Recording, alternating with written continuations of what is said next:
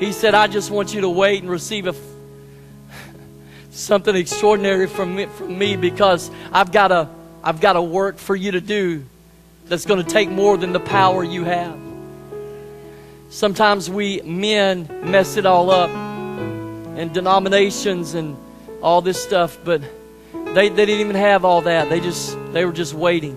And all of a sudden the Bible says in Acts chapter 2 that tongues of fire set upon each of them. It was a fire of grace. It was an extraordinary fire.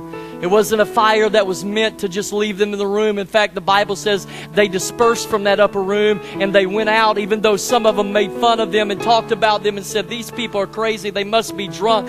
The Bible says that some 3,000 were saved on that day. Can I tell you that God is sending an extraordinary fire? And it's not just for us to contain or just for us to hold in, but it's to cause us to disperse and use the gifts of God that are on the inside of us and to set us ablaze that we may go into the world. And no matter what the enemy has done, no matter how long we've been hiding or running, we stop our hiding, we stop our running, we let the fire burn up the powers of hell, burn out the dross, burn out the heaviness, burn out the depression, burn out the sickness, and release us into the call and the plan and the will of God. Come on. You're somebody. You're special to God. He has a mission for your life. Let Him send an extraordinary fire to you today. I'm just about done. Hold on. So how do I get this fire? I'm so glad you asked. Let me just answer by telling you a true story. This week, one of the families in our church, and we've got a lot to pray for, by the way. I know our service is a little bit different, but we're going to do that in just a moment. One of our very own ladies, Janice Donay, her brother, 36 years old, diagnosed with stomach cancer this past week. They tried to do surgery to open him up, and the diagnosis was not good. They had to just close him up, wasn't really able to do the surgery. Janice is believing God for a creative miracle, which is God to give him a brand new large intestine. That's what it's going to take. And so we want to pray for that creative miracle. Many of you, when I say this name, will recognize. Some of you may not, but you can pray for him anyway. I was here early this morning, and around 5 o'clock or so, I could hear the sirens and things going on. I knew something not so good had happened, but I wasn't sure. And then right before service, I had gotten a message and listened to it. And Josh Hare was in a motorcycle accident. Someone that was trying to get a loved one to the hospital that was having a heart attack ran into him, and he had to be med-flighted to Little Rock. And so we want to pray for Josh this morning.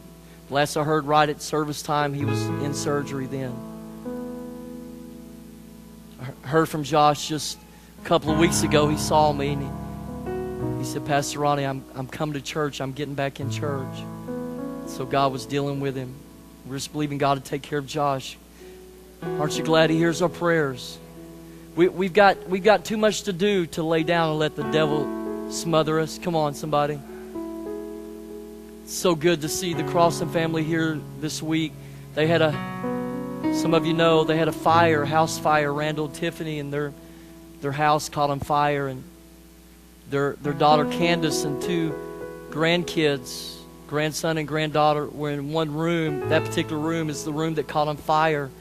And it just so happened, and I say it that way to really illustrate the fact that it wasn't just an accident, that Candace was sleeping with her youngest, her daughter, and she rolled over, and like babies do sometimes, you're sleeping with them, put her knees in her back, and it startled Candace, woke her up, and she went to just move her and go back to sleep, but she woke up enough to spot and realize that the room was filling with smoke.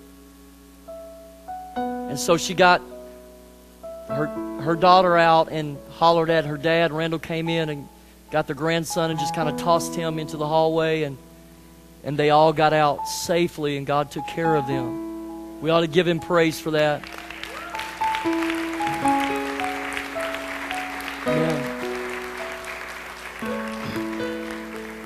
But as I was thinking about this message, I was thinking about what happened this week. And I believe the two coincide, because as I first got there, just shortly after the fire had happened, and the fire department had already put the fire out, or at least we thought, Randall. Later the couch caught back on fire. But anyway, Candace, just as I was just hugging her, she just kind of broke. And she was talking about all the stuff for her babies that was lost, and all the memories, and she just broke. But of course, her family and I was reminding her, but what's most important is still here. But this is what God spoke to me. I asked the question too, God, what do we do? If we're like Moses and we're running, if we're like Moses and people have said some stuff and things have happened and we have those sheets over us and we're not sure how to get back to our call. We're not sure how to get back to, we're on the backside of nowhere and we're not sure how to get back to our, anybody know what I'm talking about? As a body, as a whole, as a church, in America as a whole, how do we get back to where we need to be? As Candace rehearsed what was going on in the loss, she broke. And this is what God spoke to me.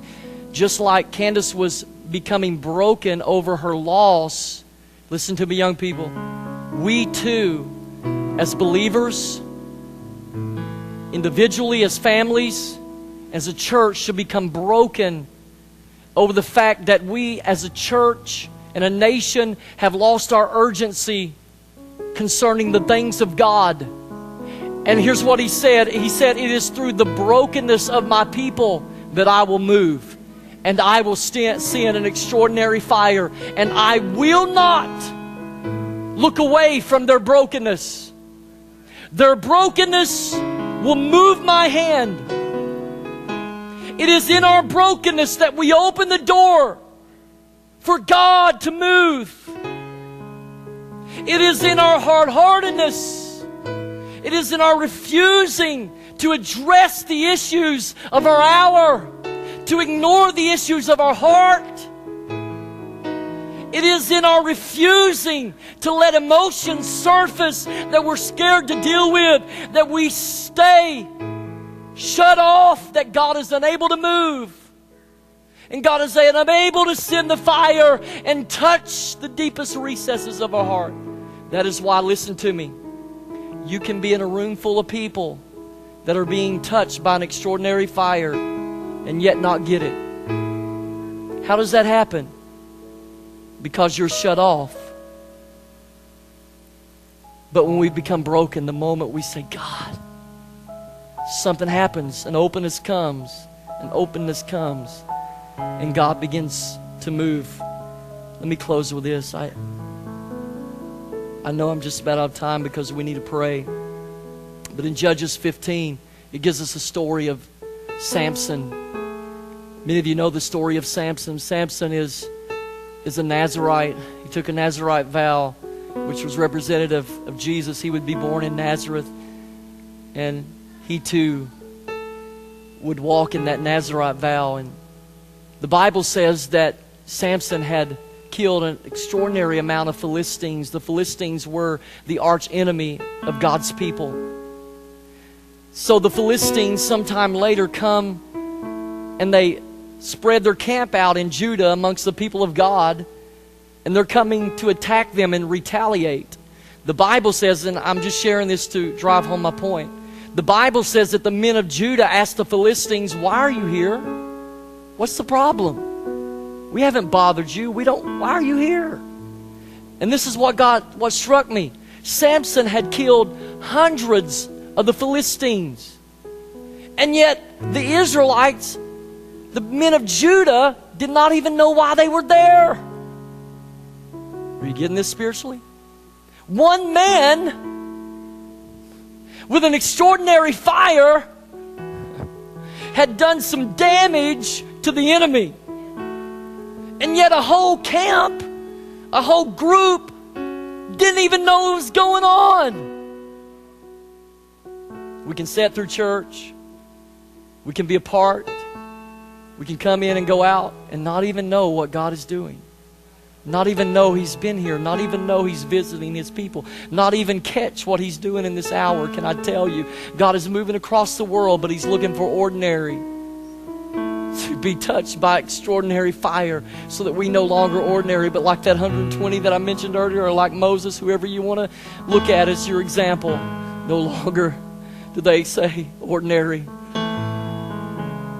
But they go and they do the extraordinary because God has visited their hearts that have become broken over what is going on.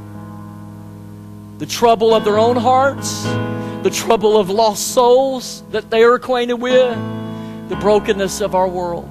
I don't want to be like the men of Judah who didn't even know. Samson said, I just did back to them what they were doing to me. I believe it's time to give the enemy some taste of his own medicine.